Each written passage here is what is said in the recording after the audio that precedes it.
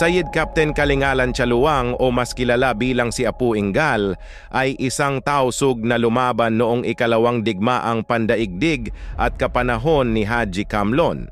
Si Sayid Kalingalan ay sumunod sa Sunni Islam, Ash'ari Aqida at Shafi'i Fiqh. Sa panahon ng World War II, si Captain Kalingalan Kaluang ay nakatanggap ng malaking pagkilala at komendasyon para sa kanyang katapangan at pamumuno.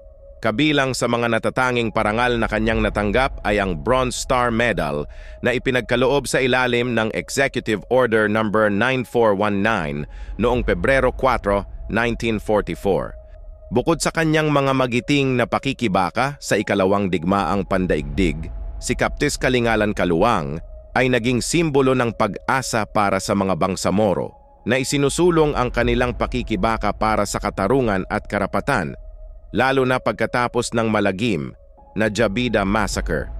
Ang munisipalidad ng Kalingalan Kaluang ay itinatag bilang parangal sa kanyang pangalan at mga kontribusyon noong Disyembre 6, 1975 sa pamamagitan ng Presidential Decree No. 838.